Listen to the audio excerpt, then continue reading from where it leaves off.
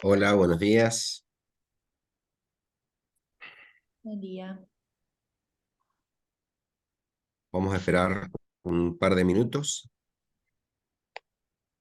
así se conecta alguien más y ya empieza un poquito la introducción.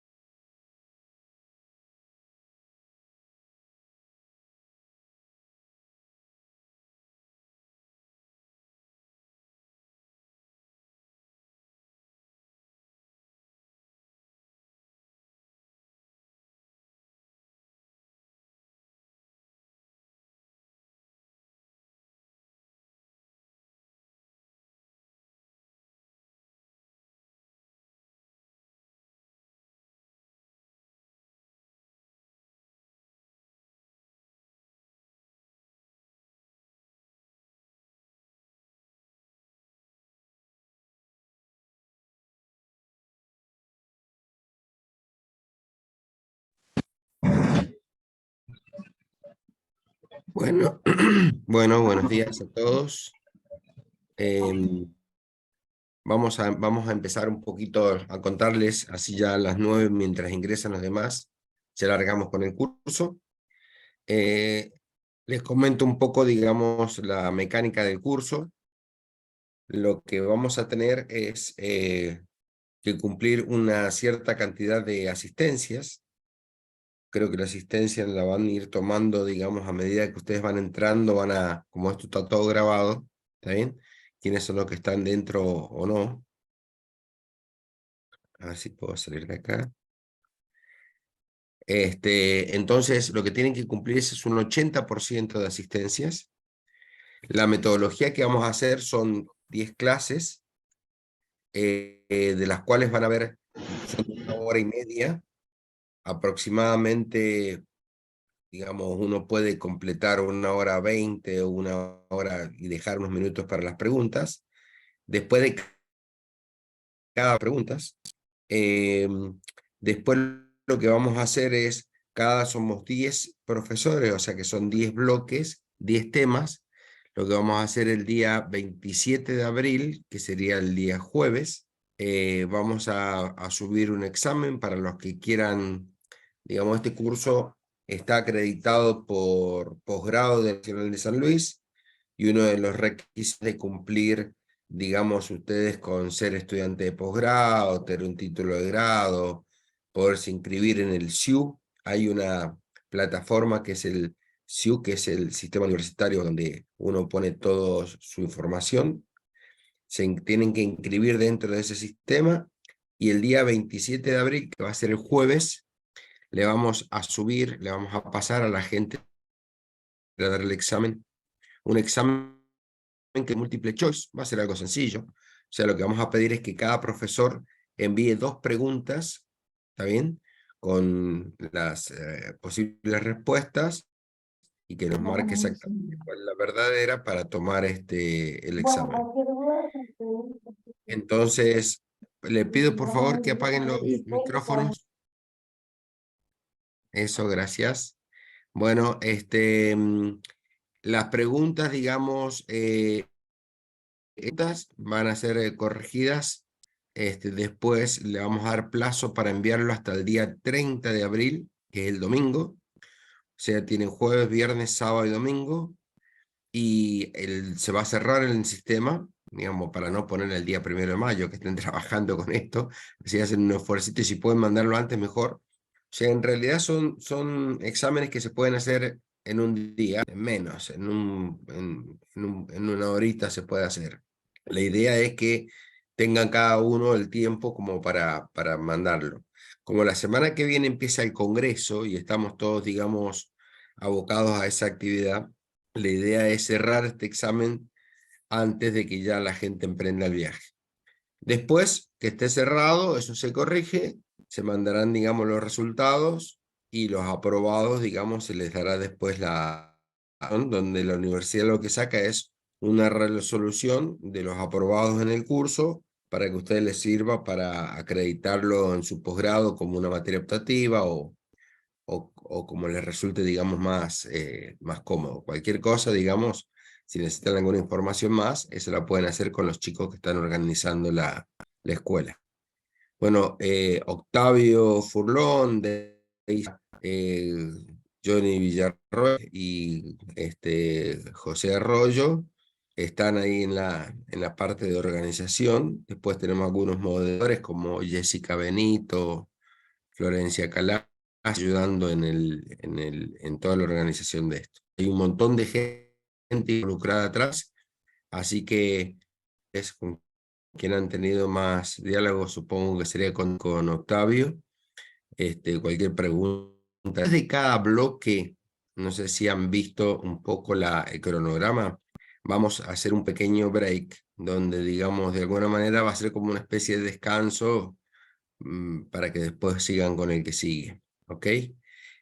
Vamos a tener los moderadores, de manera tal de que cuando usted y yo esté dando la clase o cada uno de los profesores de la clase, en el chat pueden ir poniendo las preguntas, o sea, no abran micrófonos, por favor, ni estén totalmente muteados, y van escribiendo las preguntas y después los moderadores van a seleccionar algunas de ellas que las que estén más claras y al final del bloque las van a leer y el profesor va a contestar.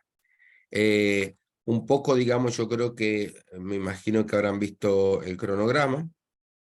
A ver, déjenme ver si se los puedo compartir.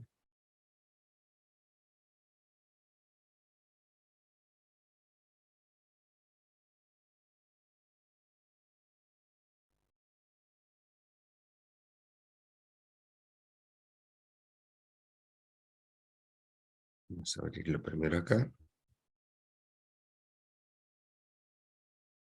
Si alguien tiene alguna pregunta, puede ir escribiéndola en el chat.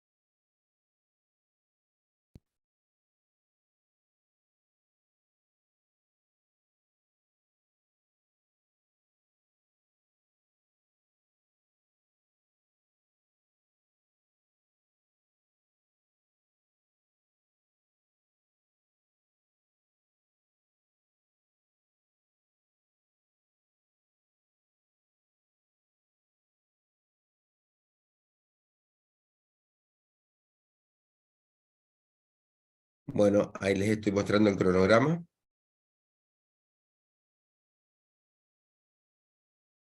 Fíjense que yo voy a comenzar. La escuela, digamos, yo creo que más o menos todos saben, si no, digamos, les comento a los que no están al tanto, une dos congresos importantes. Tenemos un congreso nacional, que es el Congreso de Argentina y Ambiente, que, digamos, es el quinto Congreso Nacional, que lo viene realizando la Sociedad Argentina de Ciencia y Tecnología Ambiental, del cual yo soy parte de la comisión directiva.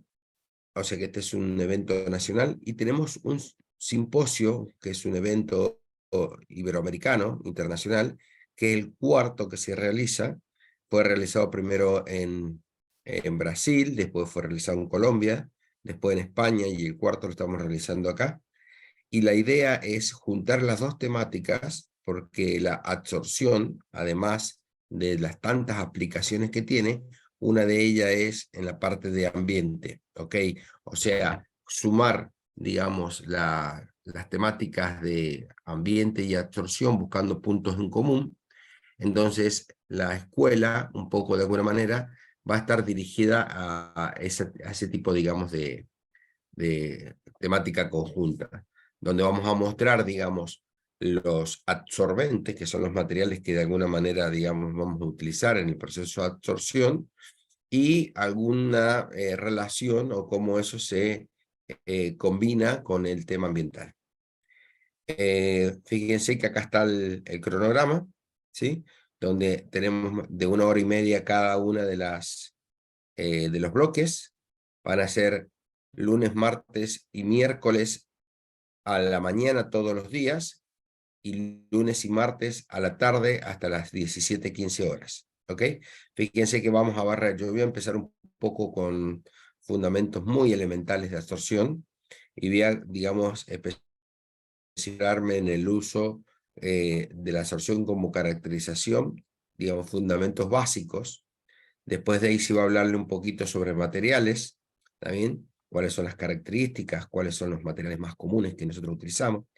Después Johnny va a profundizar un poquito más la caracterización, donde les va a contar, digamos, algunas cosas, digamos, que han salido en los últimos años, muchos de ellos aportes de nuestro laboratorio, ¿está bien? Después Octavio va a contar la técnica de espectroscopía fotoelectrónica XPS, ¿no? De rayos X, para el uso de caracterización de materiales. El profesor Antonio Gil va a utilizar, digamos, la quimisorción, que es, digamos, la absorción donde se producen enlaces químicos, también para caracterizar materiales.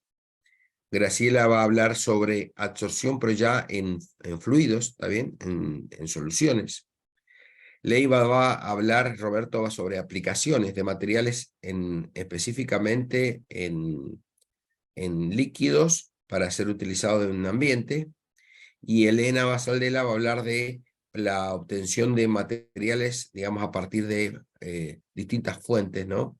Aluminosilicias, para básicamente tipo zeolitas, obtener materiales micro y mesoporosos para el tema de agua.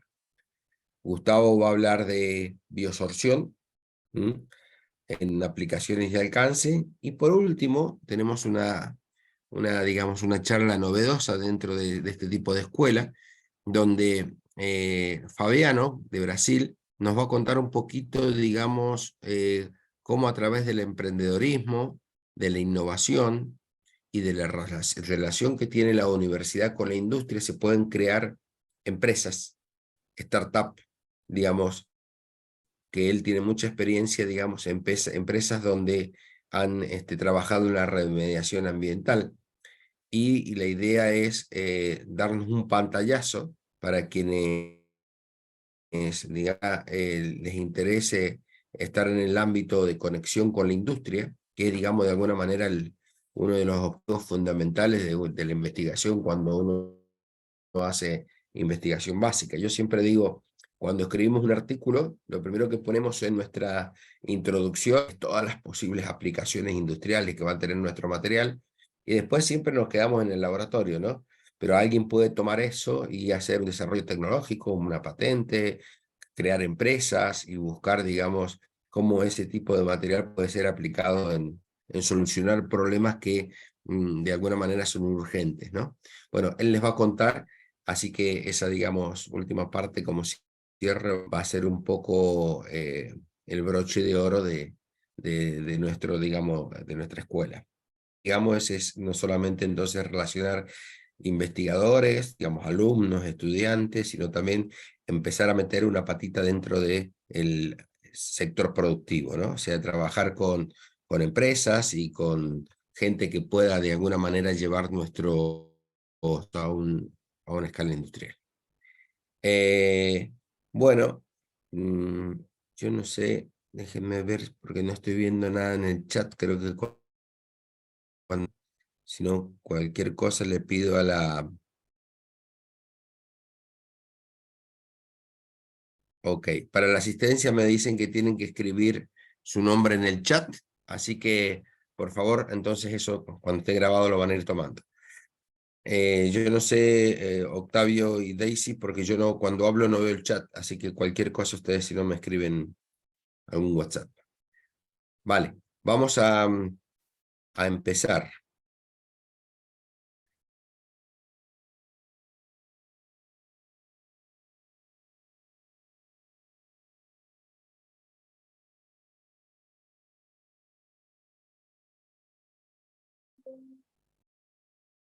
Damos unos minutos.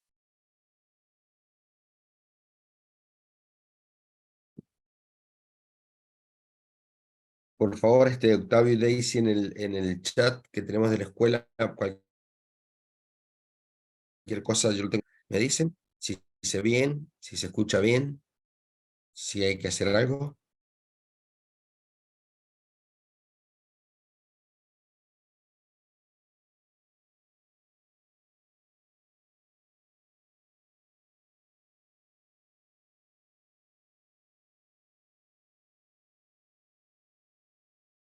Bueno,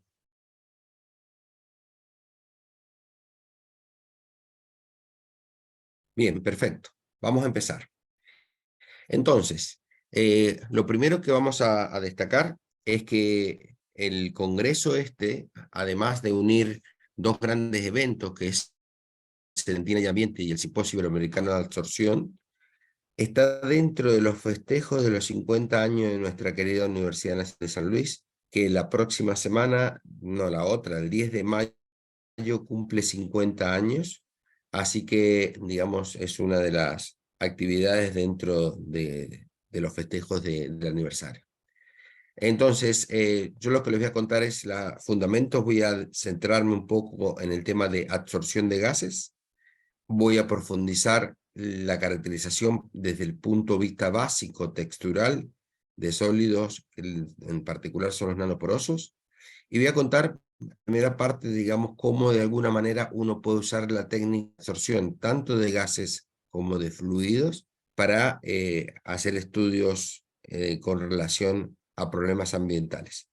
Entonces, yo lo que les voy a pedir es que presten atención porque voy a tratar, digamos, de alguna manera de marcar algunos detalles que por ahí se pasan de largo cuando uno hace la caracterización textural y algunos conceptos en los cuales vienen claros.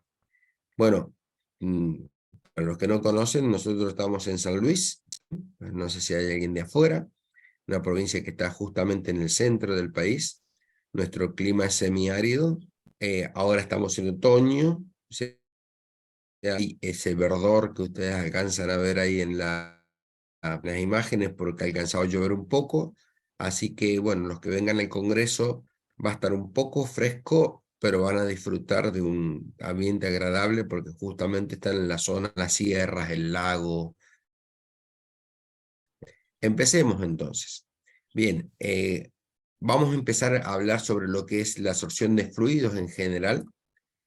¿Y qué es lo que nos interesa en el caso de vapores o gases? Un gas que se puede condensar es un vapor. Lo primero que nos interesa es estudiar lo que le denominamos la textura. ¿Está bien? O sea, vamos a utilizar como una especie de sonda ese gas para estudiar la textura. ¿Qué es lo que es la textura? La textura es lo que puede ver o lo que puede sentir. O sea, cuando uno tiene, digamos, en su mano y toca, digamos, algo, eso es lo que llamamos textura. Bueno, vamos a utilizar para ver, digamos, o para sentir las moléculas de gas, en este caso particular, o de vapores. En otro caso, en los fluidos en general, nos interesa utilizar la absorción para una determinada aplicación. Ya se los voy a decir cómo, digamos, lo vamos Karim, enganchando. no se ve tu presentación. Me están diciendo en el chat.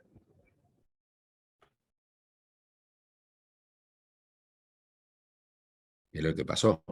¿Nadie la ve? ¿Ustedes la ven? No, Karim, ninguno lo estamos viendo. A ver, dejo de compartir y compartimos de vuelta.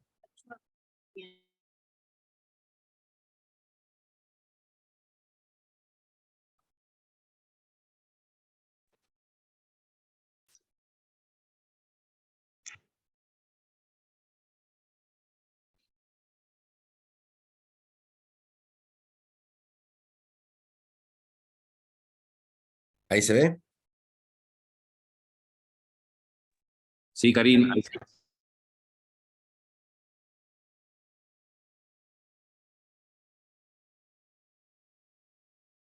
¿Ahí se ve? sí. Vale. Entonces iba en este punto. Lo que nos interesa en el caso de absorción de gases o vapores es, primero, estudiar la textura ¿está bien? De los gases o los vapores, que es justamente lo que... ¿Y me escuchaban recién, perdón? Sí, Karin, era solo la presentación. Ah, mira qué raro. O sea que no repito todo lo que dije. Ok, bien. Estudiar la textura, que es de alguna manera lo que se siente o lo que puede ver sobre la superficie, y en casos particulares de utilizarla como una aplicación, ¿cuál sería, digamos, un poco lo que uno va a destacar cuando utiliza el estudio de la absorción? En general, lo que nosotros sabemos es que una superficie es, digamos, a nivel superficial, por más que sea un material totalmente cristalino, tiene un montón de defectos. Esa cantidad de defectos lo que hace es que esta superficie sea heterogénea, de alguna manera, que en general difiere geométrica y energéticamente de lo que es el bulk, que aparecen fuerzas de ligaduras descompensadas, y todo eso, diferencia que tiene esa superficie con el bulk, hace que aparezcan fenómenos espontáneos, y acá aparece una palabra clave, ¿está bien? Que son potenciales atractivos en la superficie. O sea que cualquier sólido puesto en contacto con cualquier fluido, hay fuerzas de atracción. Pueden ser muy débiles, pueden ser muy fuertes. Entonces, eso es lo que va a hacer que haya una concentración de moléculas sobre la superficie, y esa concentración de moléculas sobre la superficie es la que nosotros vamos de alguna manera a aprovechar para o estudiar la superficie o para retener moléculas de ese fluido. Y ahí es donde vendría la aplicación ambiental. Entonces, lo importante es que la absorción es un fenómeno espontáneo. ¿Está bien? A veces la podemos medir, a veces no la podemos medir, depende del rango energético que tiene esa interacción. O sea que siempre vamos a tener que la concentración de moléculas sobre la superficie va a empezar a aparecer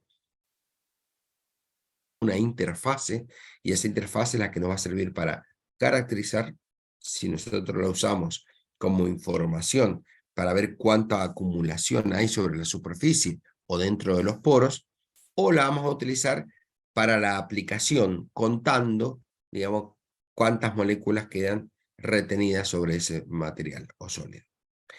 Bien, entonces, la absorción es un proceso superficial. Básicamente, vamos entonces a decir que es cuando una serie de moléculas de un fluido están en contacto con una superficie, aparece un proceso espontáneo que hace que éstas se empiezan a acumular, se empiezan a nuclear, moverse y formar capas en la interfase. A ver, déjenme ver si puedo...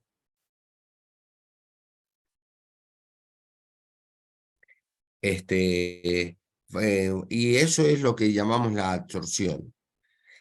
Como definición, podremos decir que la absorción sobre una superficie sólida es el enriquecimiento de uno o más de los componentes del fluido. Una cosa importante también sale acá. Fíjense que cuando hablamos de absorción, decimos ese cúmulo de fluido sobre el sólido son moléculas absorbidas, pero no estamos hablando si la interacción es eléctrica, si es de Van der Waals, si es un enlace. Digamos, lo que nos importa es que si hay un cúmulo, ya eso es absorción. ¿Ok? Vale. ¿Cómo es de alguna manera la relación con el ambiente? Los problemas ambientales sabemos que hay un montón, y que uno de los más importantes es la contaminación. La contaminación en particular es la incorporación al ambiente de sustancias perjudiciales. Entonces lo que nosotros tratamos es de alguna manera de retirar esas sustancias en un determinado sistema. Entonces, cuando se usa la absorción, o cuando la absorción es relevante, cuando tenemos bajas concentraciones. O sea, por ejemplo, si nosotros tenemos un fluido con grandes contaminantes, primero tenemos que utilizar alguna metodología como para precipitar, coagular, separar la mayor parte. Cuando la cantidad es poca, la absorción, digamos, es relevante. ¿Está bien? No se utilizan, y eso es importante, cuando la contaminación es con grandes concentraciones, sino que aparece, digamos, como la etapa final. Eso habitualmente es en agua lo más útil, también, porque muchas veces lo que nosotros necesitamos para que el agua sea potable son que tenga menos de tantos ppm de un determinado metal o de un determinado contaminante para que sea potable y que el cuerpo de alguna manera lo pueda digerir, ¿ok? Entonces la absorción aparece en esas condiciones. ¿Cuáles son, digamos, las contaminaciones más típicas? Y en el agua, que son las eliminadas por las industrias, por la agricultura, por los comercios, la ganadería, e inclusive hay contaminación natural. Por ejemplo, el arsénico, todos sabemos que la mayor parte de la contaminación y la más importante no viene de ninguna industria, sino que es un proceso natural que hace que eso se esté diluyendo en el agua y tiene grandes efectos sobre la salud y sobre el ambiente. ¿Cuál otras contaminaciones tenemos? En el aire. En el aire, fíjense, tienen el CO2, el famoso efecto invernadero, y después los otros que generan lluvia ácida, con azufre y los nitrogenados, el monóxido de carbono, que sabemos que es totalmente venenoso, ¿sí? Y los orgánicos volátiles, que son, digamos, de alguna manera los vapores orgánicos que afectan en forma directa sobre la salud. Todos esos contaminantes son casi la mayoría todas emitidas por las actividades, ¿no? Sabemos que el CO2 de alguna manera en muchos procesos también es emitido, pero tenemos las plantas, o sea, en la respiración, por ejemplo, o en algunos otros procesos donde hay alguna combustible, absorben parte de eso y después liberan oxígeno. El problema que estamos teniendo, ya saben todo, es que contaminamos más de lo que las plantas pueden de alguna manera tratar. El otro problema de contaminación aparece en los suelos. O sea, tenemos aire, agua y suelo. Otra vez, una cantidad de fertilizantes, insecticidas, pesticidas. Dentro del Congreso van a haber charlas muy interesantes. La primera inaugural, por ejemplo, habla mucho sobre donde de alguna manera uno, tratando de remediar cierta parte, está de alguna manera contaminando otra parte. Y es importante siempre tener en cuenta dónde estamos trabajando.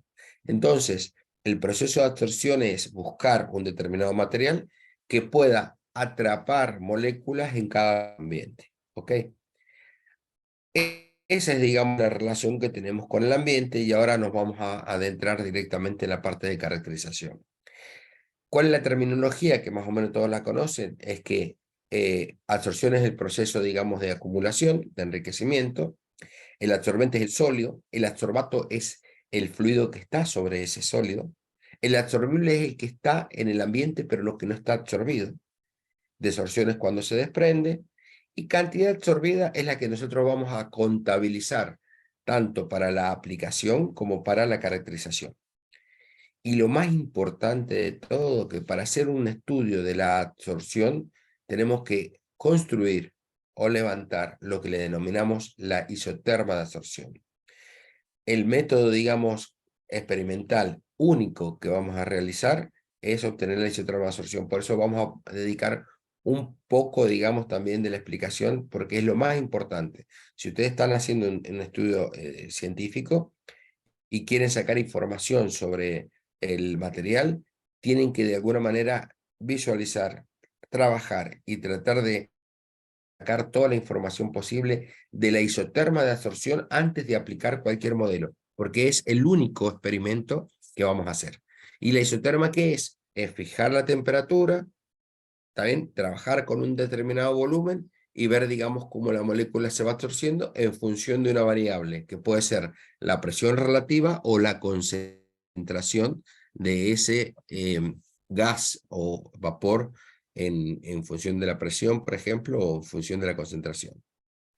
Hay dos grandes campos de la absorción, una que es la fisisorción, que generalmente son, digamos, procesos no activados, es el espontáneo, digamos, en las condiciones que lo hacemos, que más podemos visualizar.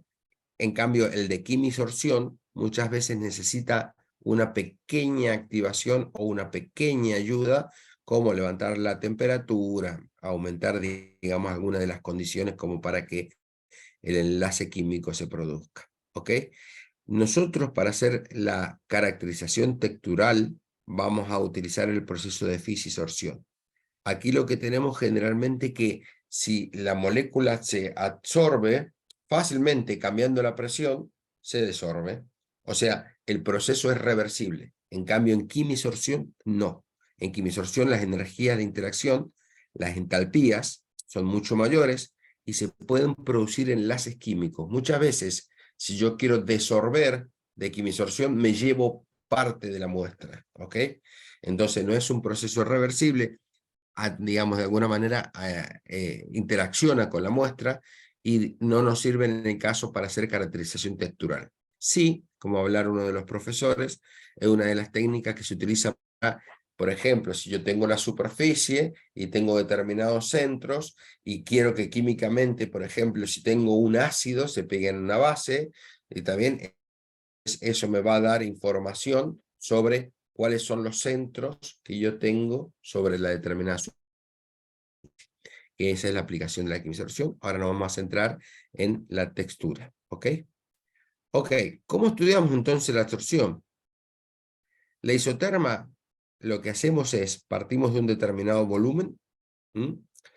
Tenemos la muestra, esa muestra en el volumen se va absorbiendo, entonces fíjense, si tenemos una determinada masa, a una determinada temperatura y a una determinada presión, como el proceso es espontáneo, yo dejo que esto evolucione y se empiezan a pegar moléculas en la superficie del sólido.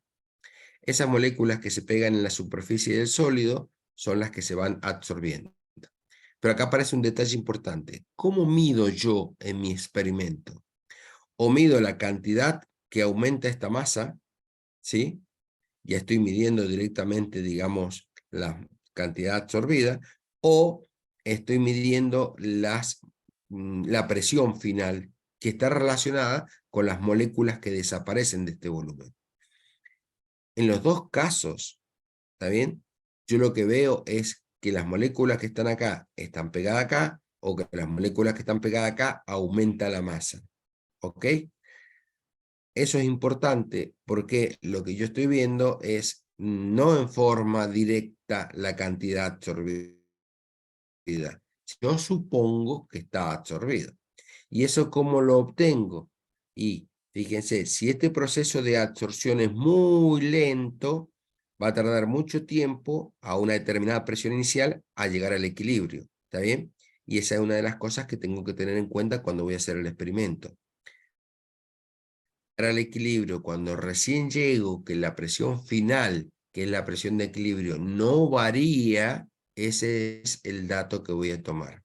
Entonces, presión de equilibrio final, presión inicial, la de equilibrio final siempre es menor, y generalmente, como lo que yo hago es trabajar en condiciones cercanas a un gas ideal, utilizo la ley de los gases ideales para calcular P por B igual a nRT, cuánta es la cantidad de moléculas que desaparecen del sistema. ¿Ok? Bien. Lo que mediremos entonces es el cambio de presión habitualmente, pero también se puede medir el cambio de masa. Lo importante es que la absorción es un fenómeno superficial y la absorción es un fenómeno de bulk. ¿Por qué marco esto? Que yo creo que la mayoría de ustedes lo conocen. Lo marco por lo siguiente. Fíjense, en el experimento yo mido la cantidad de moléculas que desaparecen de la fase gas, de acá o de acá. Pero esa cantidad está absorbida. O sea que en el experimento muchas veces si está absorbida o absorbida. ¿Está bien? Cuando uno no lo puede distinguir es cuando uno denomina el proceso sorción. O sea que la sorción es, de alguna manera, la o la absorción, y yo no puedo distinguir entre una y otra. Por eso los equipos se llaman sortón. Está mal dicho, tengo un bet, ¿ok? Porque nosotros no vamos, primero que no es igual al que usó Brunauer, Emmett y Teller, y segundo que no solamente sacamos superficie específica, ¿está bien?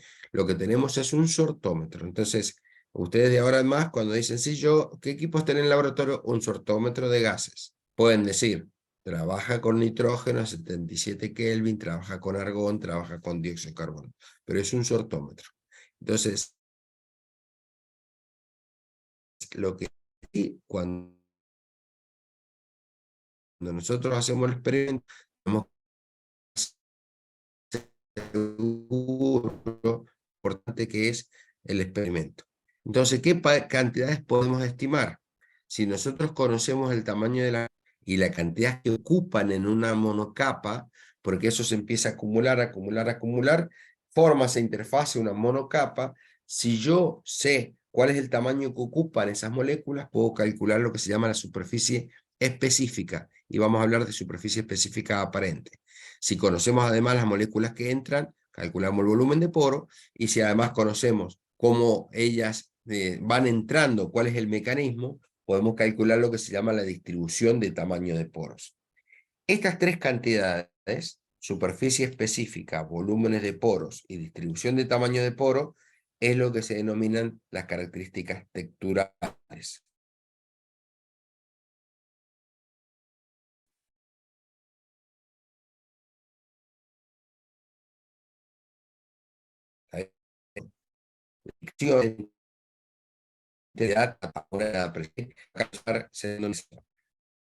Ok, ¿cuáles son los materiales que más superficie presentan para el átomo?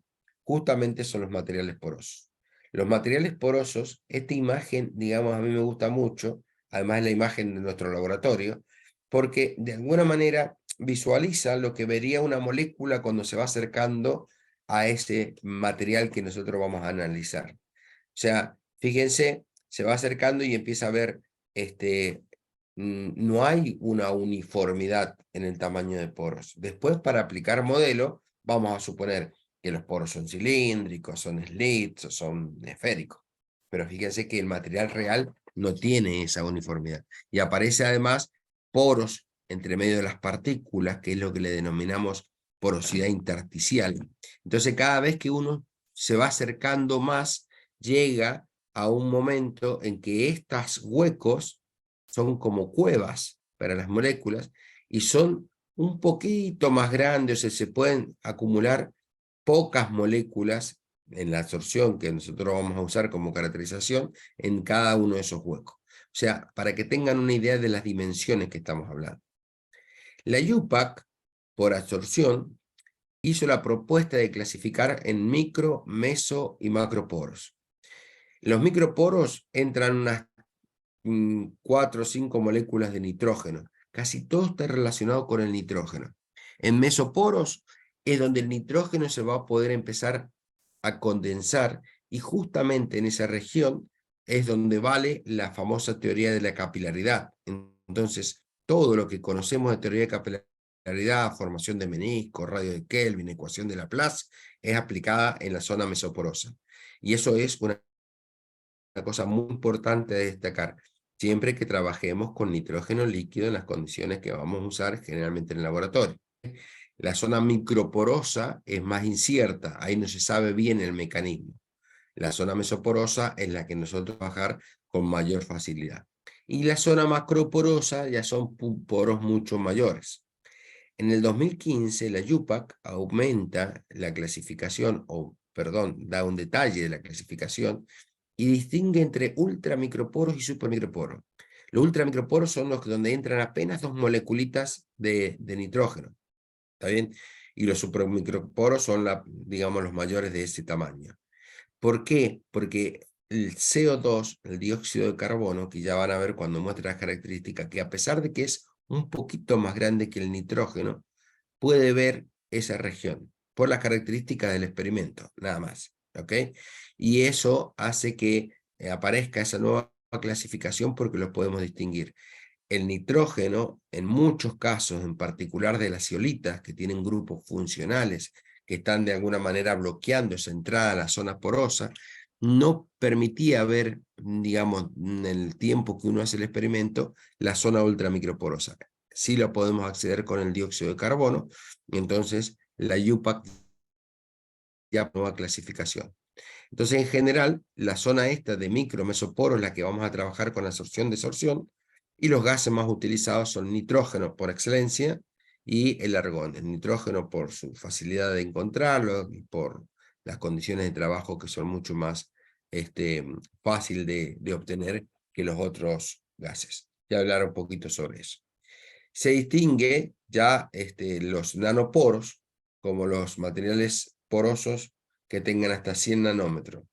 acá aparece una cosa importante. Hasta el orden de 50 nanómetros, un poquito más, es lo que podemos llegar a ver con absorción de gas. A partir de allí hay que utilizar otra técnica, que es, por ejemplo, la porosimetría de mercurio. ¿Ok? En general pueden haber todos los poros, macro, meso, microporos. Y una cosa importante que es cuando interconexión, es cuando hablamos de porosidad jerárquica. O sea, si ustedes han visto, hay muchos trabajos que dice materiales jerárquicos o con porosidad. Si no hay interconexión, si no demuestran que lo hay o que, no, o que se conoce si lo hay o no, entonces no pueden hablar de jerárquico. Jerarquía parece cuando hay interconexión entre poros de distintos, digamos, órdenes de clasificación. ¿Cómo son los potenciales? Entonces, fíjense, yo lo que les dije es que cuando tenemos, imagínense que esta es la pared del sólido, ¿sí? Entonces, cuando se acerca la molécula, ve una atracción, un potencial atractivo, que es la que hace que se pueda quedar en esta situación. Se empiezan a acumular moléculas, que esta es la interfase que se forma, y no puede ir más allá porque empieza a aparecer un potencial repulsivo, ¿ok? O sea que está limitado a acumularse en esta región. Cuando hay un poro, imagínense un corte transversal de un poro, en este caso estamos hablando de un mesoporo, entonces va a tener un potencial relacionado con cada pared. Este es un corte transversal, entonces relacionado con cada pared. Va a empezar a haber acumulación en esta región, pero también acá con menor potencial, acá, aquí ya casi nada, y lo mismo sucede simétricamente del otro lado. Pero cuando tenemos un poro más chiquitito, ese potencial empieza a traslaparse, la profundidad del poro aumenta, entonces la interacción aquí es mayor y los sitios son más energéticos y son donde tiene mayor concentración de moléculas. Esto es importante entenderlo porque muchas veces la concentración de la molécula en los microporos suele ser mayor que la concentración hasta incluso de su fase líquida, ¿ok? Y en algunos casos puede llegar a ser cercana a la concentración que tiene en su fase sólida, dependiendo de las condiciones del experimento. Entonces, eso lo que hace es que tengamos muchas moléculas metidas en los poros chiquititos. Y por otro lado, son los poros que primero se llenan, ¿ok? ¿Cómo se van absorbiendo las moléculas? Entonces, uno puede ir aumentando, por ejemplo, la presión, ¿sí? Y primero se llenan los sitios vacíos y los poros chiquititos o los sitios más energéticos. Después se va formando la monocapa, que es de donde yo voy a sacar ese famoso valor de la superficie específica. Empieza a haber multicapa y ya empieza a aparecer la condensación capilar. Acuérdense que la condensación capilar la podemos estudiar por teoría de capilaridad, pero en esta región es un poco más incierta y tenemos que buscar métodos adecuados. Entonces lo que se forma es lo que se denomina la isoterma de absorción, donde destacamos una zona de mayor energía de interacción, que es en la zona, digamos, a baja presión relativa. El experimento siempre se hace en función de la presión de saturación del nitrógeno o del argón o del gas que estemos utilizando. Por ejemplo, o la presión de referencia. Si yo utilizo nitrógeno, generalmente esa presión de saturación es una atmósfera. Entonces esto va desde muy baja presión relativa hasta cerca de 1. Para el argón también se suele utilizar una atmósfera. En general, todos los experimentos se hacen a una atmósfera y se ponen en relación, digamos, a su presión de saturación. Ya vamos a contar un poquito de cuál es la presión de saturación de los distintos gases que podemos utilizar. Entonces, en la primera región, entonces aparecen pocas moléculas, muy poquitas moléculas porque la presión es muy baja, y solamente se van a los sitios energéticos. Cuidado, porque un gran crecimiento en esta región puede estar relacionado o con poros muy pequeños, que son muy energéticos, o solo con sitios energéticos muy fuertes. O sea, pueden haber grupos superficiales que estén atrayendo a las moléculas que están sueltas y no necesariamente son poros. Después aparece la zona de formación de monomulticapa, que es donde generalmente se forma esta rodilla, y la condensación de capilar, que es la zona mesoporosa. Lo importante entonces es, dependiendo de lo que yo quiera estudiar, cuál es la tabla de presiones que voy a construir. Y acuérdense, el único experimento es la isoterma, tiene que estar bien hecho. Entonces, las moléculas, de alguna manera, cuando se acercan a la superficie, sienten un potencial atractivo y neto sobre ella. Pero dijimos que es un proceso espontáneo. ¿Qué significa que sea un proceso espontáneo? Que la energía libre de Gibbs es menor que cero. Como la energía libre de Gibbs está relacionada con la entalpía, que es la interacción adsorbato-absorbente, y con la entropía, que de alguna manera está relacionada con el orden, ¿cómo es la entropía? Estamos pasando de moléculas en 3 dimensiones a moléculas en 2 o 1 dimensión. Entonces, la entropía está disminuyendo en vez de aumentar. Estamos pasando a un sistema de menos dimensión.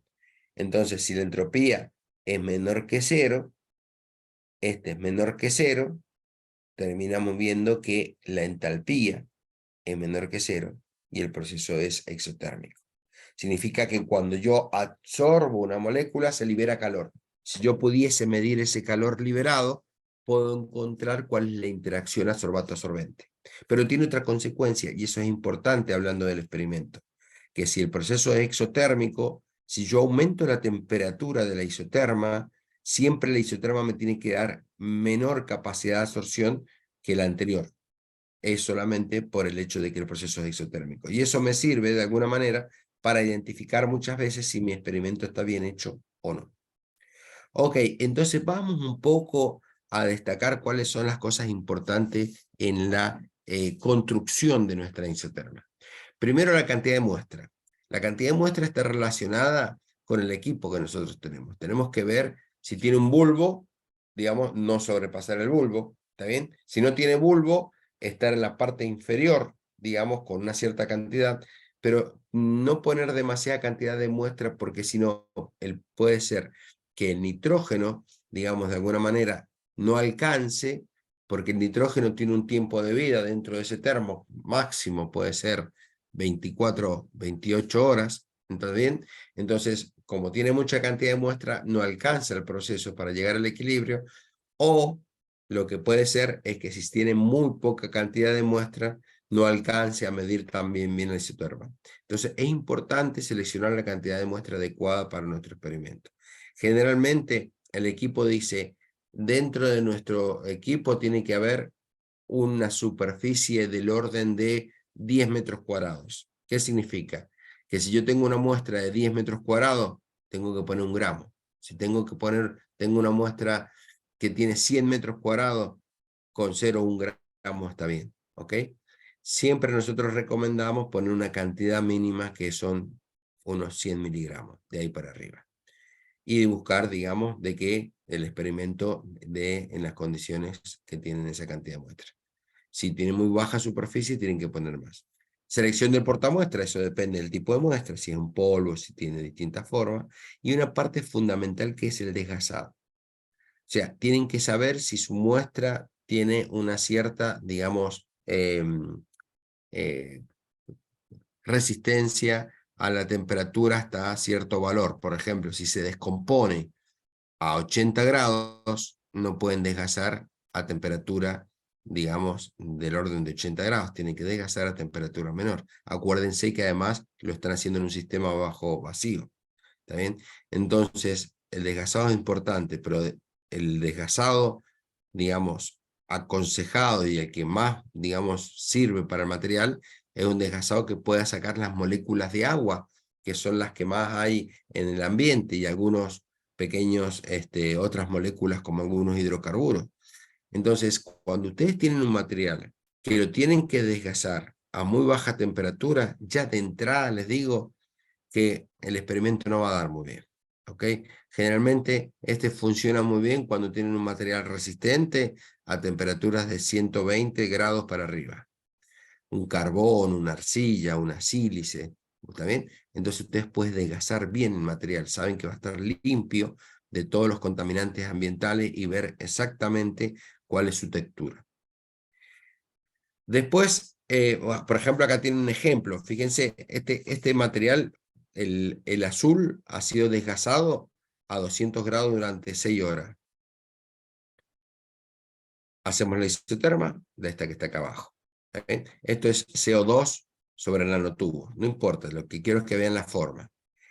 Aumenta la temperatura de desgasado a 280 grados. Miren cómo mejora la isoterma. Aumenta la temperatura, pero ahora, perdón, aumenta el tiempo de desgasado.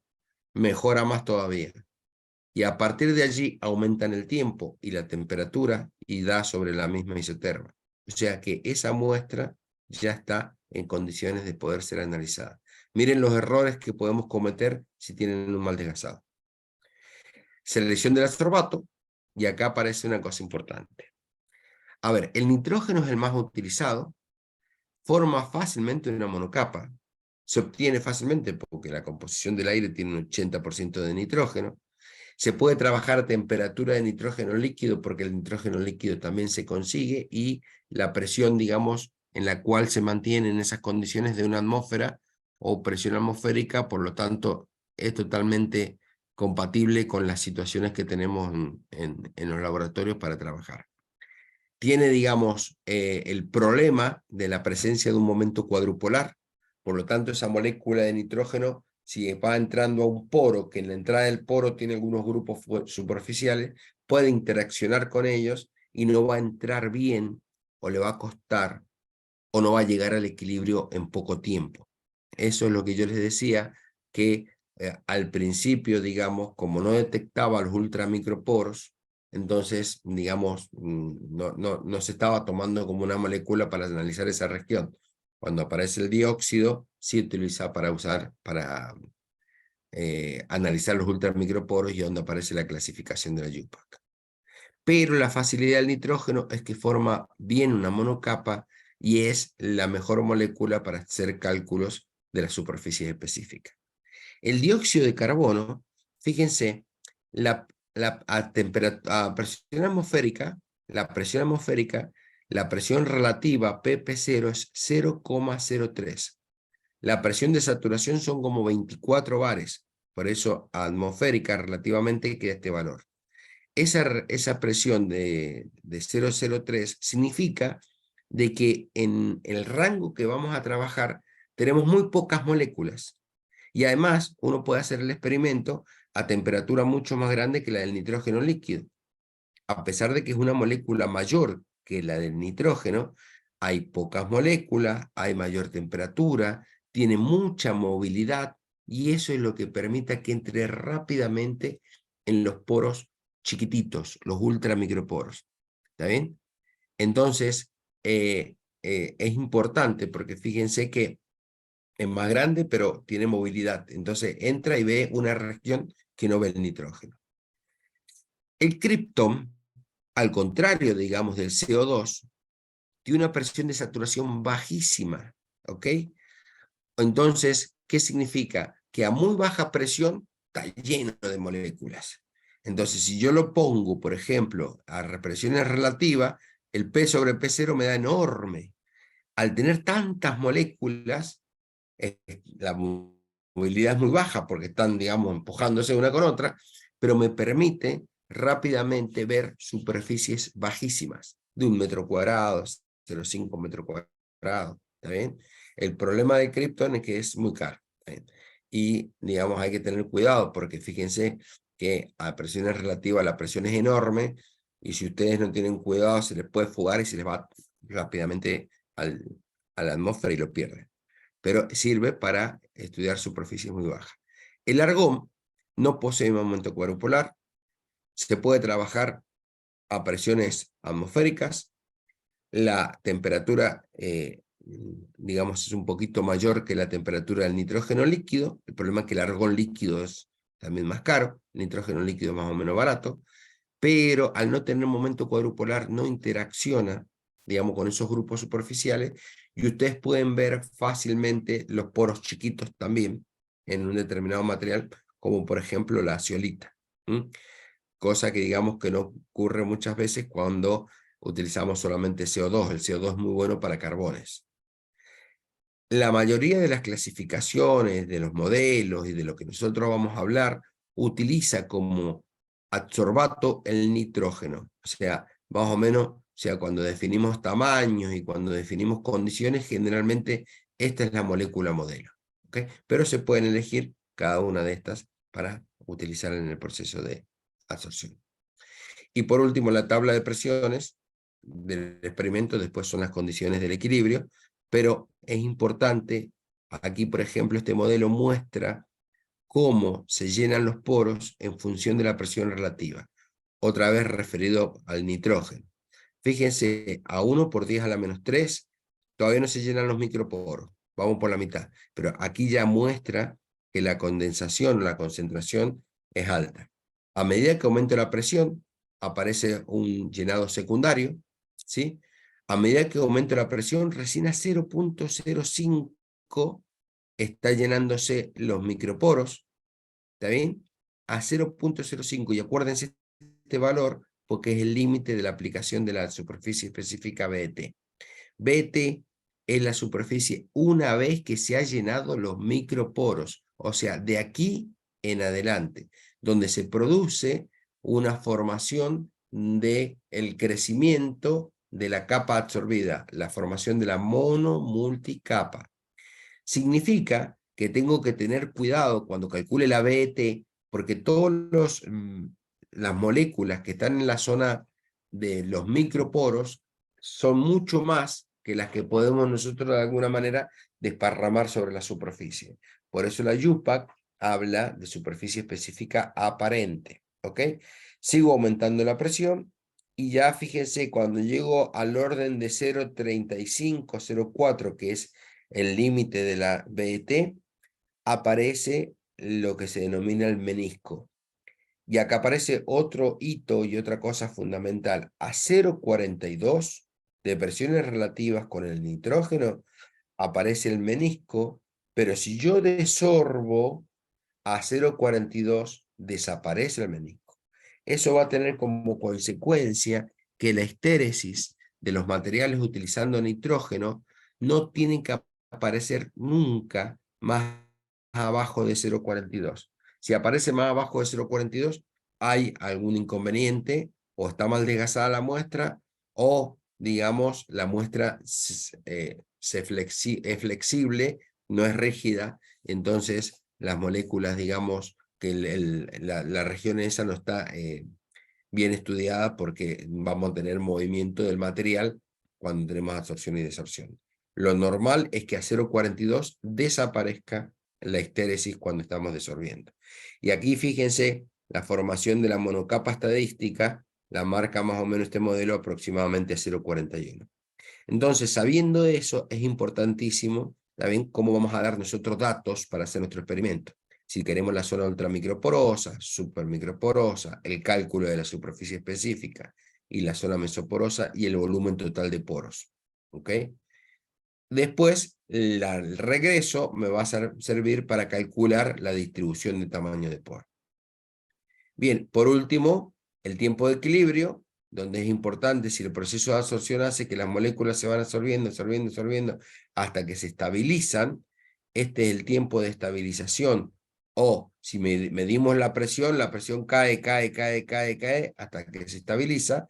Hay que tratar de ubicar el tiempo de equilibrio para nuestro determinado material. ¿Está bien? Fíjense, por ejemplo, en este ejemplo, aquí tenemos una muestra donde el experimento está hecho empecemos con el rojo, ¿está bien? El rojo está a 273 Kelvin, ¿sí? El tiempo de equilibrio 30 segundos. Aumento la temperatura. Yo les dije que si aumentamos la temperatura, siempre la isoterma tiene que ir por debajo. Pero aquí vemos que la isoterma está yendo por arriba. Entonces, evidentemente, hay algún problema. Entonces, ¿qué hago? Aumento el tiempo de equilibrio a 100 segundos. La de 273 me da por arriba de la blanquita en este sector, pero todavía le falta. Aumento el tiempo de equilibrio y aquí ya vuelvo a aumentar el tiempo de equilibrio y veo que la isoterma se repite. Entonces fíjense lo que puede cambiar una isoterma solamente por tomar mal el tiempo de equilibrio. Y por último, la tolerancia, que está relacionado de cuánto tiempo yo le voy a permitir a mi manómetro o cuál es el rango de variación de mi manómetro para hacer la medida. Vale. Con todas estas cosas, condiciones, yo ya sé que tengo mi isoterma, hay una clasificación, donde esa clasificación, básicamente la UPAC lo que agregó en los últimos años, en el 2015, es que, por ejemplo, la isoterma tipo 1, característica de materiales microporosos, agregó la 1A y la 1B, donde lo que se destaca es cómo es, de alguna manera, la distribución de tamaño de poro. Acá es como si fuese más amplia y aquí más estrecha. La 2 es la característica para el cálculo de la superficie BET, tiene una rodilla bien marcada. En cambio, en esta voy a calcular o sobreestimar la superficie con respecto a la superficie real, porque acuérdense de que en la zona de los microporos voy a tener mucha condensación de moléculas y me va a ser difícil, digamos, de alguna manera, separar cuáles son las que están metidas en el poro chiquito y cuáles están en la boca formando la capa absorbida.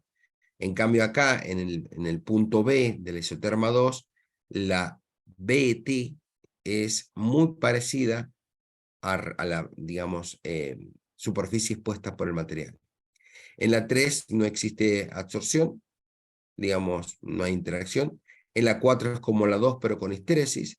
Y fíjense que aquí marca la diferencia entre la 4A y la 4B. La 4A cierra, digamos, en 0,42 aproximadamente, y cuando la condensación capilar aparece por debajo de 0,42, no aparece histéresis. ¿Está bien? Porque acuérdense que ya no hay menisco en esta región. Bueno, la 5 no tiene absorción a baja presión, y la 6 es un caso muy particular que pocas veces sale en los experimentos, pero algunas veces se ve. Rápidamente, para que vean una idea, isotermas de tipo 1, fíjense, con distintas, digamos, rodillas, y básicamente lo que vemos que acá la que tiene más suave la subida, tiene una distribución de poro más grande, y la que tiene más pronunciada tiene una distribución de poro más chiquititas.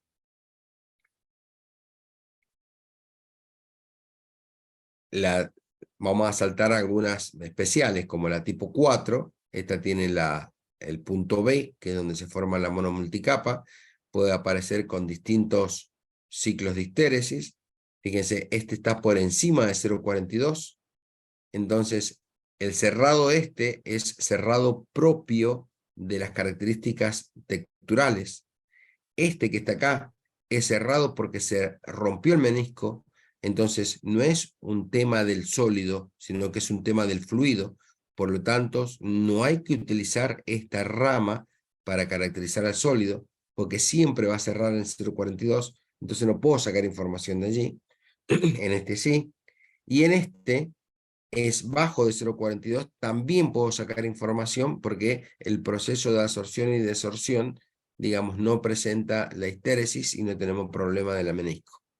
Esto generalmente está bien claramente en la condensación capilar. Acá aparece un problema de percolación, que es donde se cierra el menisco y se vacía rápidamente todo el sistema, y acá es donde aparece, digamos, el sistema reversible. Otro caso, por ejemplo, donde vemos que un mismo material tiene distintos tamaños de poro, y fíjense, si el poro es grande, ¿sí?, y arriba de 0,4, cierra perfectamente, yo puedo sacar información de la absorción y la desorción.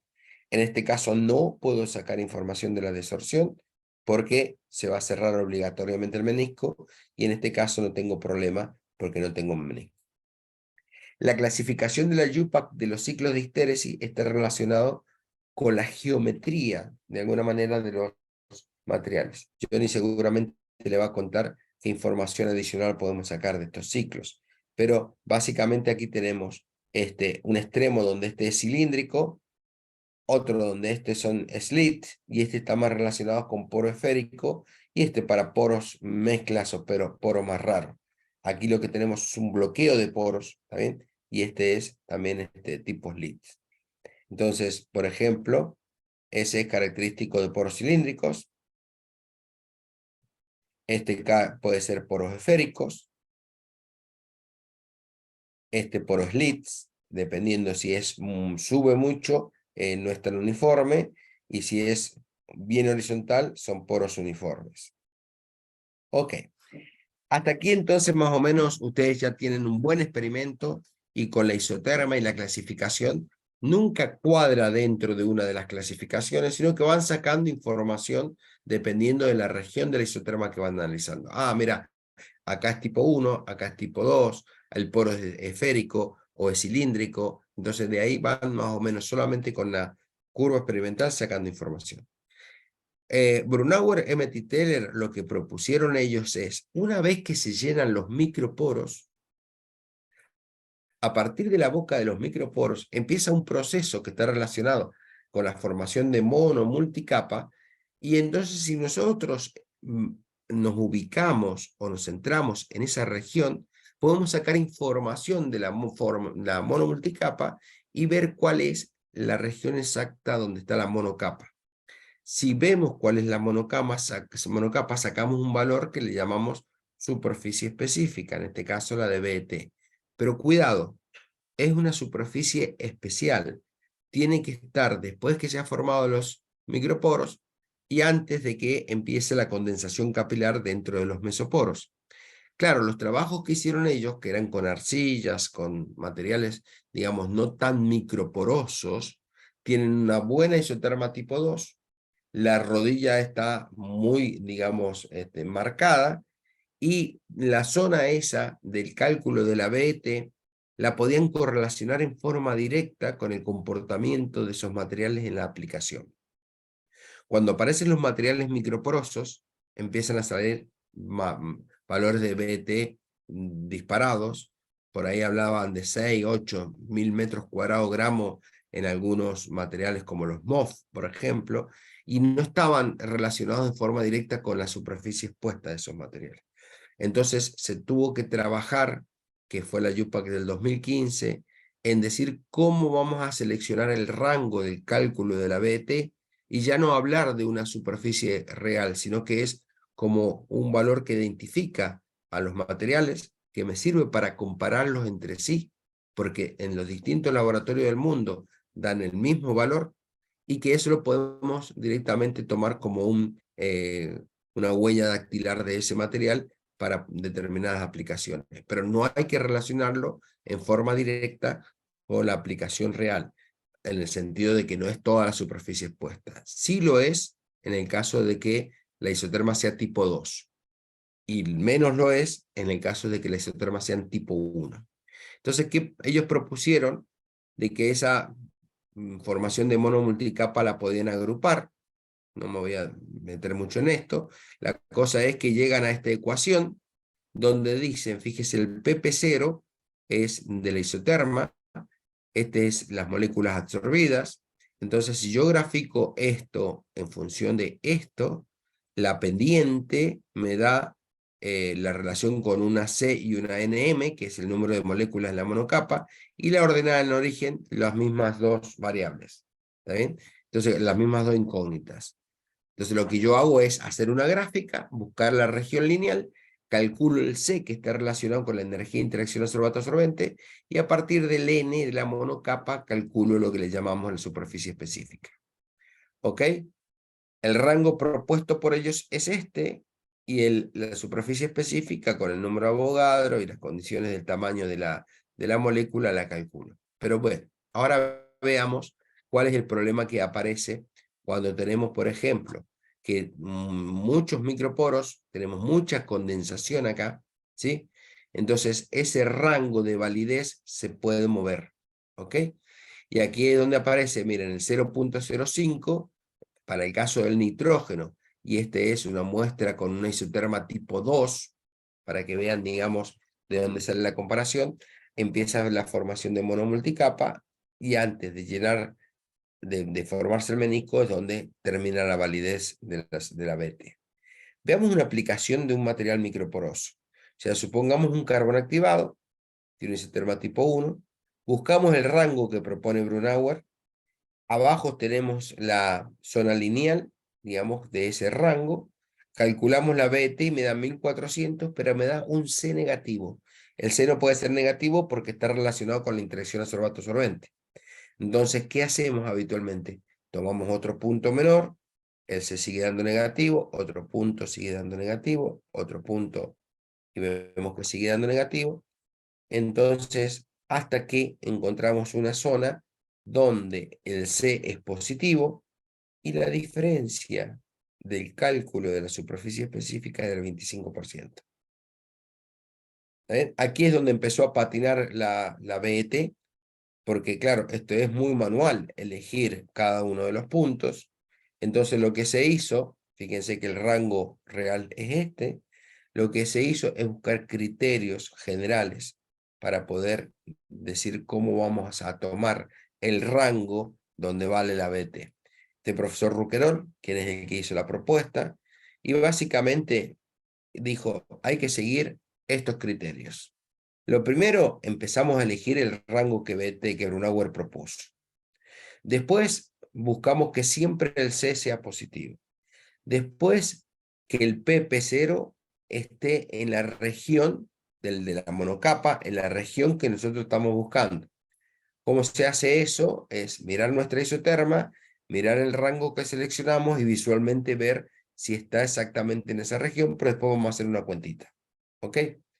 Entonces, ¿qué otro criterio puso él? Dijo, si yo grafico la relación volumen absorbido por 1 menos PP0, son datos que sacó de la isoterma, en función de PP0, no puede nunca decrecer ese valor porque no tiene en la región de validez de la ecuación de BT significado físico. Por lo tanto, este es un límite para ver cuál es el rango de presiones relativa a tomar.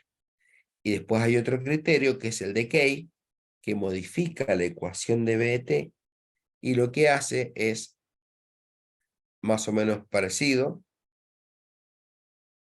buscar cuál es el límite de la aplicación de el rango de aplicación del modelo de Brunauer-Mittel, M-Dittel. ¿Cómo verificamos que el rango de PP0 está dentro de nuestra isoterma? Fíjense, aquí lo que tengo es la ecuación de BT. De aquí yo pude calcular dos valores, el volumen de la monocapa y la constante C. A partir de la monocapa me voy a la isoterma y miro en la isoterma mi valor PP0. Después, yo, sabiendo que tengo el C, evalúo esta ecuación en el volumen de la monocapa. Fíjense acá donde dice volumen de la monocapa, y acá pongo volumen de la monocapa. Se me simplifica, ordeno, y me queda que PP0 evaluado en el volumen de la monocapa, siguiendo la ecuación de Brunauer, me da 1 sobre raíz de C más 1, y ahí obtengo un PP0, 2. Este lo obtuve de la isoterma, del volumen de la monocapa calculado por la ecuación, y este lo obtuve de la ecuación en sí. Miro que esos dos no tengan una variación muy alta, o sea, tiene que ser menor del 10%. Entonces me estoy asegurando de que el PP0, donde se forma la monocapa, que yo estoy eligiendo. Y después algunos criterios adicionales, como decir, al menos tomar 5 puntos y el coeficiente de correlación que... ¿Ok? Todo esto hizo que además la YUPAC empiece a denominar como superficie aparente. Entonces, la ecuación BET, a pesar, digamos, de que tiene algunas faltas, es tomada como una medida estándar de comparación entre sólidos porosos. O sea, sigue siendo válida, si aplican los criterios, es una ecuación, digamos, que realmente da una información de referencia de nuestro material. En el modelo de los microporos, yo lo que les dije es que ahí, digamos, no está todo dicho, porque dependiendo de lo que nosotros utilicemos, es lo que nosotros podemos sacar información. Entonces, lo que le voy a tratar de destacar acá no es destacarles todos los modelos, sino que contarles de alguna manera cómo sacaron ellos los modelos, por ejemplo, el grupo de Dubinin, y en qué casos funcionan bien o no. Dubinin lo que hizo es trabajar con un montón de materiales carbonosos. se basó en la teoría de potenciales. Supuso, de Polanyi, supuso de que la superficie está rodeada de potenciales de interacción y hizo un cálculo, ¿está bien? Hizo un cálculo de cómo sería el trabajo de atravesar este campo de potenciales llevando la molécula de la fase gas a la fase absorbida, y ese potencial, que es el potencial de Polanyi, me relaciona cómo es el movimiento dentro de este campo de potencial. Polanyi lo que encontró es que había una función característica o curva característica, digamos, dentro de su planteamiento de potenciales. Lo que hizo Dubinin es suponer cómo ajustar esa curva, utilizó una gaussiana y lo que hizo, encontró una ecuación que es esta que está acá. O sea, lo que quiero que les quede acá reflejado es que, primero, Dubinin utiliza teorías de potenciales, que no es válido para cualquier material. Sí le servía para su material, que es carbón. Por otro lado, hizo un ajuste de cómo se comportaba ese potencial en función, digamos, del acercamiento hacia la superficie. Y ese ajuste lo hizo con una ecuación gaussiana, la ecuación normal. ¿Ok? Fíjense todas las suposiciones que hizo. Y a partir de eso, utilizando material de carbón, suposición de teoría de potencial, encuentra esta ecuación. Esta ecuación lo que hace es, dice, si yo tengo un material poroso muy pequeñito, tengo una región, digamos, donde se van formando las capas absorbidas, ¿sí? Y el logaritmo de la capa absorbida está relacionado con el logaritmo de los poros chiquititos, o sea, el volumen de los poros, por una parte que está relacionada con el aumento de la presión, ¿ok? Entonces, si yo grafico esto que está acá, sea el logaritmo de B en función del logaritmo cuadrado de PP0, la pendiente D está relacionada con la interacción absorbato-absorbente, pero la ordenada del origen me da valor del volumen de microporos. Una cosa así. Entonces, tienen que recordar, Dubinin funciona bien para materiales microporosos de carbón y sirve solamente la ecuación que le vamos a llamar Dubinin-Raduskevich para el cálculo de volúmenes de microporos. Nada más.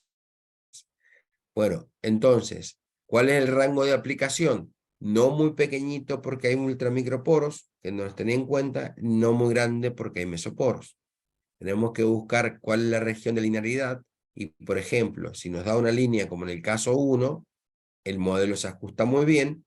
Si da una curva como en el caso 6, el modelo no ajusta para nada. Y estos son los casos intermedios. Dependiendo de cómo da, fíjense que acá está al revés de la presión, o sea que es P0P. ¿Está bien? Entonces puede ser con microporosidad estrecha, una distribución amplia, un montón de características que pueden sacar solamente con el ajuste.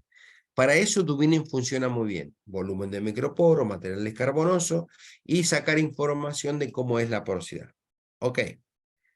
Pero vamos a otro modelo. Modelo de Hoover-Kawasoe. Hoover-Kawasoe, lo que ellos hacen es también trabajar con un carbón, pero lo que le interesa al modelo Hoover-Kawasoe es sacar la distribución de tamaño de poros. ¿Ok? La distribución de tamaño de poros, entonces, lo que estima él es que existe un potencial, pero no ya hablando de curvas de potencial, sino un potencial definido de interacción que va a depender de la distancia, plantea la forma del potencial, ¿sí? Y a partir Hoover-Kawasoe, que ellos lo hacen con slits, fíjense, aquí tienen como si fuera esta la capa de átomos y otra capa de átomos, y este es un poro en forma de rendija, estima, digamos, cuál es la separación entre los átomos y cuál es la molécula y cuál es el potencial que existe, y encuentra una forma de hacer el cálculo de la distribución de tamaño de poro. O sea que funciona muy bien para materiales también de carbón, pero el Hoover-Kawasoe funciona también bien para materiales tipo arcilla, porque las arcillas tienen poros slits, ¿ok? Entonces los potenciales andan muy bien. Saito Foley lo que hace es agarrar lo mismo que hace Hoover-Kawasoe, pero utiliza poros cilíndricos, ¿está bien? Y dependiendo si hacemos la integral de línea o si hacemos la integral de superficie, cómo es el tamaño de poros que tiene ese material. Entonces, hay que tener cuidado cuando uno utiliza un modelo y tiene que saber exactamente para qué funciona y cómo. Por ejemplo, fíjense esto. Yo tengo una zeolita, en este caso, hago una absorción de argón a 87 grados, ¿sí? Con un determinado sortómetro, y veo que esa es mi isoterma, ¿ok? Está, digamos, en forma logarítmica y voy a ver las regiones de baja presión. Cuando yo hago el modelo de Jobar-Kawasoe Slits, me da esta distribución de tamaño de poro que está acá a la izquierda. Cuando hago el Jobar-Kawasoe en linear, me da esta, y la otra, cuando lo hago en cilíndrica, me da esta. ¿Cuál es la verdadera? Fíjense que yo utilizo el mismo tipo de modelo, cambia la geometría y me da distintos tamaños de poro. Entonces uno puede ver que además los tamaños son muy diferentes. 0,4, 0,6 y 0,75 nanómetros. Bueno, cuando hacen una simulación, se encuentra que el tamaño verdadero es este. Entonces, cuidado con el modelo que elijan para hacer distribución de tamaño de poro.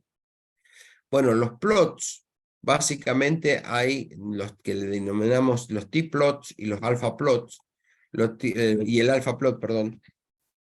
Disculpen. El t-plot es el propuesto por De Boer, y básicamente lo que hacen ellos es decir, encontremos la zona lineal donde se crece esa monocapa, y la zona donde crece la monocapa calculemos el espesor de la capa absorbida, y cuando el espesor de la capa absorbida es 0, solamente está llenado los microporos. Acuérdense siempre del modelo, microporos, y se empieza a llenar la monomulticapa. Si yo hago que el espesor de la capa absorbida es 0, solamente me quedo con el volumen de microporón, y proponer una serie de ecuaciones semiempíricas. Esta vale para la arcilla, para la sílica, esta para la MSM, ¿ok? O sea, que es ecuaciones propuestas para cada material, no es cualquier ecuación para cualquiera, ¿ok?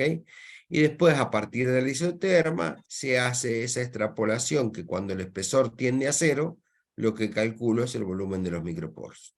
Bien, pero el profesor Singh dijo que uno no puede tener una ecuación que, digamos, valga para todo. Además, él era un crítico del modelo de Brunauer, Emmett y Teller, o sea que no había que utilizar para todos los materiales lo mismo. Entonces lo que dijo que lo mejor es encontrar un material de referencia que tenga exactamente la misma química, y a partir de ese material de referencia uno hace la isoterma, y el espesor de la capa absorbida, en vez de utilizar una ecuación, la calcula de su isoterma, y de allí asume el modelo. Y la verdad que nosotros tenemos un trabajo publicado y es el que mejor funciona, porque ustedes tienen para sílica, material de referencia de sílica, para carbones, material de referencia de carbones, y hace, digamos, el método adecuado. Pero solo sirven para calcular volúmenes de poros, en este caso micro y mesoporo. Vamos a los materiales mesoporosos. Los materiales mesoporosos tienen la facilidad ahora que vale la teoría de capilaridad. O sea, que yo aquí puedo hablar de la formación de un menisco, puedo hablar del espesor de la capa absorbida, fíjense, este es el mismo que estábamos hablando en el t-plot o en el alpha plot, en la capa absorbida, sí, pero que el radio de poro lo puedo relacionar con el radio de Kelvin más el espesor de la capa absorbida. El método BJH, el Brunauer, el Barth-Joyner y Jalenda, utiliza la ecuación de Kelvin y hace un cálculo, digamos, de la distribución de tamaño de poro. Pero mucho cuidado, porque el original BJH solamente utiliza la rama de desorción, y además utiliza la ecuación de Kelvin, y además utiliza el espesor de la capa absorbida dada por la ecuación de Halsey, que no es válida para cualquier material. Entonces no hay que utilizar el BJH sin ver bien qué material tenemos. o hacerle los cambios que correspondan para adecuarlo a nuestro material. Entonces, fíjense, si yo tengo una absorción, en general lo que tengo es que la absorción va apareciendo en las capas, se forman aquí en este sector el menisco, ¿sí? Y acá se termina de llenar el poro. Y la desorción hasta aquí es igual, pero el menisco aquí cambia, en el primer caso es cilíndrico y aquí es hemisférico, y tiene una diferencia de un 2. O sea que la absorción y la desorción no tienen el mismo radio de Kelvin. BJH utiliza este. Entonces hay que tener cuidado porque tienen que, si el proceso que van a hacer lo van a aplicar en la absorción, tienen que utilizar el mecanismo de la absorción. ¿Cuáles son los otros cuidados entonces? Que de la absorción y de la desorción yo puedo sacar información si está lejos de 0,42. Por ejemplo, puedo sacar el interior del poro y la boca del poro. ¿Ok? Pero si está en 0,42, acá aparece un artefacto. Ese valor no me está dando ninguna información sobre mi material. Hay que tener cuidado. Además, ya les voy a mostrar un poquito que el BJH en algunos casos no da valores correctos.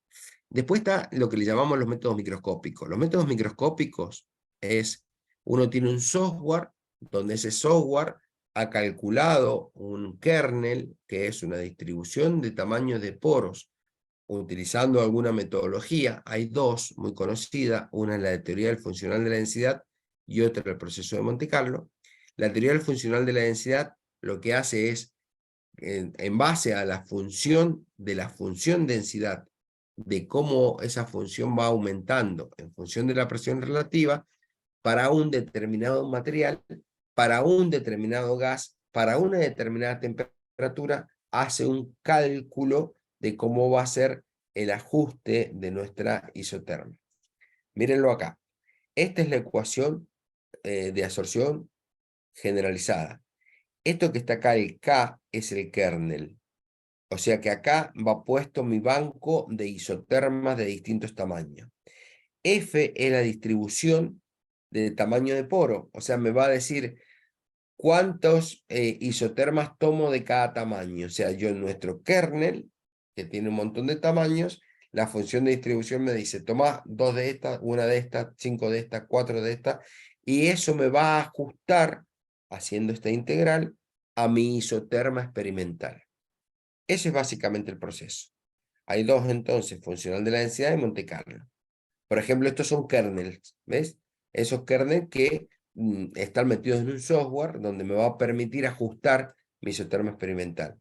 Por ejemplo, aquí a la izquierda, fíjense, la rojita está en logarítmica, es mi isoterma experimental, y aquí ve, perdón, los puntitos vacíos en el isoterma experimental, y vemos que la rojita ajusta mejor que el azul, ¿ok? Son dos modelos de DFT.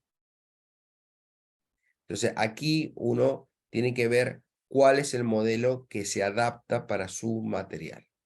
Para utilizar estos modelos microscópicos, fíjense la diferencia, que acá uno ve poros que el otro no ve, tienen que ver cuál es el kernel que van a utilizar. ¿Ok?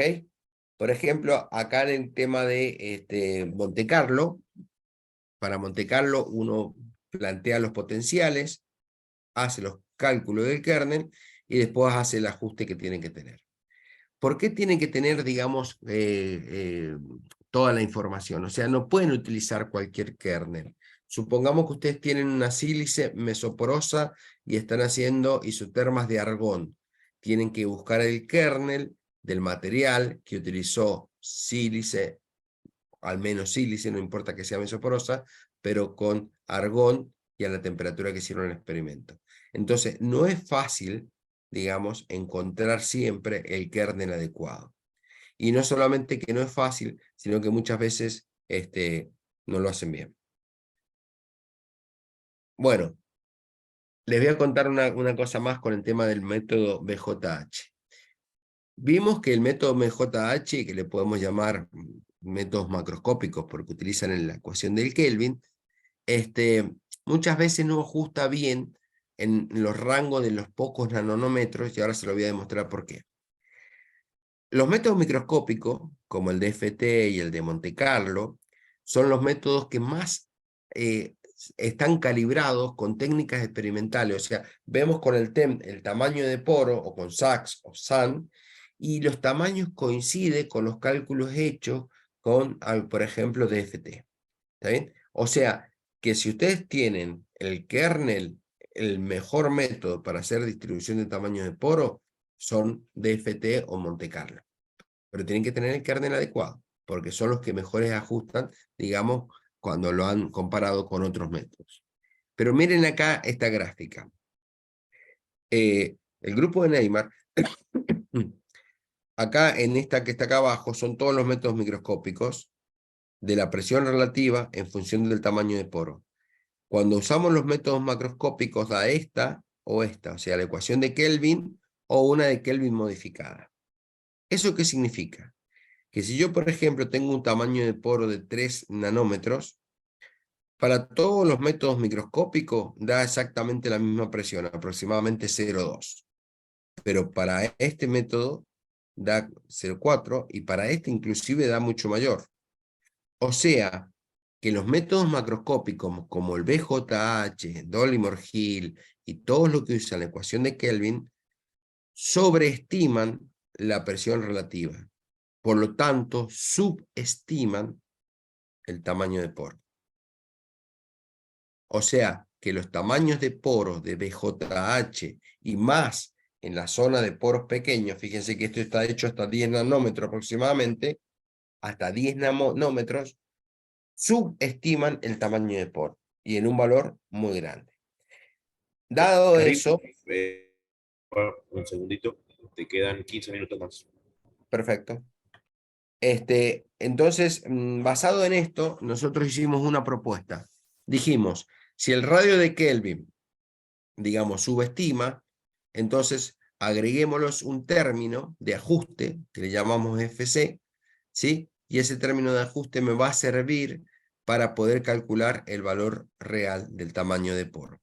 Entonces, fíjense, partiendo en eso, miren este experimento. Esta es una curva real de una isoterma.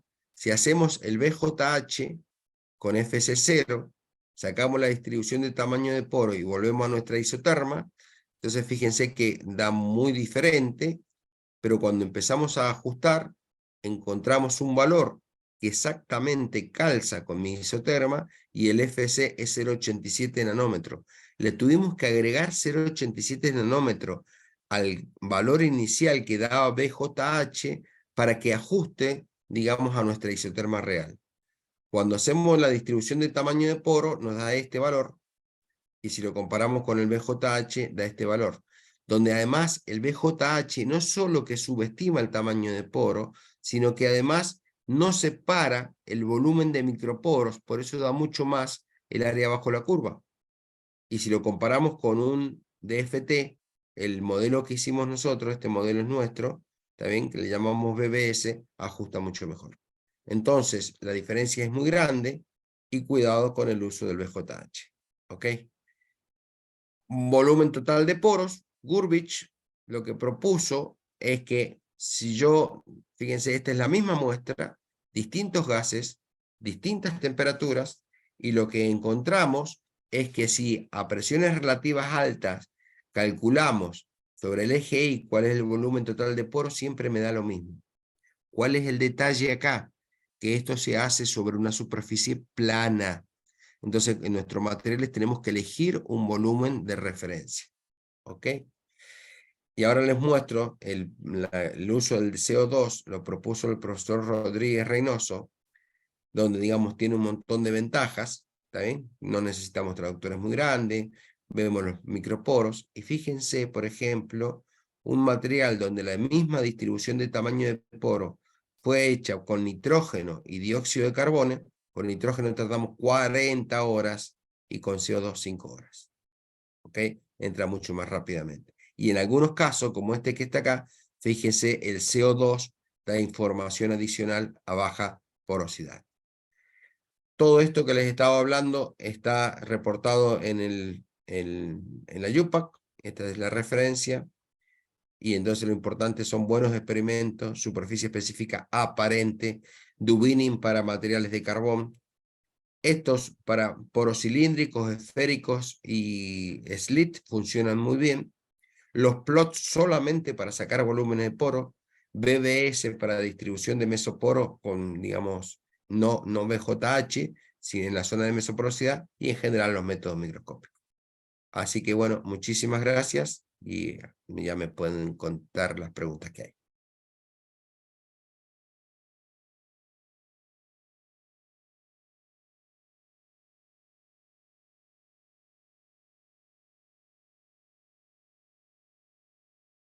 No sé si hay preguntas. Bueno, Karim, muchas gracias por la presentación. Muy interesante. Les recuerdo a los participantes que pueden dejar en el chat las preguntas. Es el momento de hacerlas. Por favor, escríbanlas en el chat.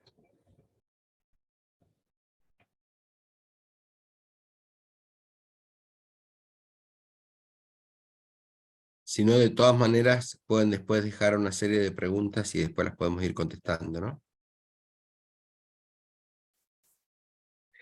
Acá en el chat, a ver si las puedo... ¿Qué hago? ¿Contesto yo o van a hacer ustedes un resumen? Karim, aquí apareció la primera pregunta que dice, Vale. ¿cómo sabemos si la absorción es solo absorción o también tiene absorción? La única forma es conocer un poco la muestra y las condiciones en las que nosotros estamos haciendo.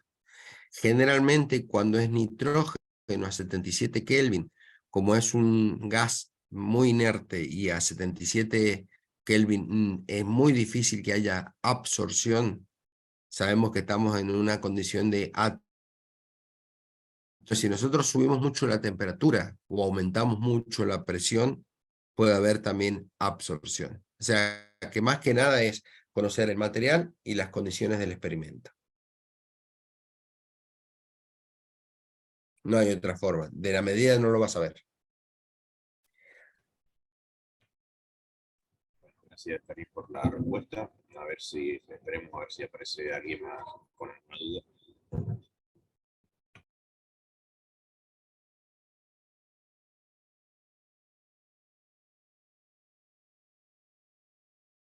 Lo importante es que sepan de que lo que estamos midiendo es sorción, porque no sabemos. Entonces todo lo otro lo podemos de alguna manera separar por el conocimiento que tenemos del material, del sistema, de cómo es, digamos, de alguna manera nuestro experimento. Por ejemplo, cuando hacen estudios de almacenamiento de hidrógeno ¿cómo se llama? En hidruros, generalmente lo que aparece es una absorción. Pero ya se sabe por otras técnicas, otra metodología, que lo que se está haciendo es el hidrógeno disolviendo dentro del metal, formando hidruros y se está almacenando. Entonces lo que uno ya sabe es que lo que desaparece de moléculas es absorbida, ¿ok? Entonces tiene que, digamos, de alguna manera siempre complementar con otras técnicas para poder distinguir si es adsorción o absorción.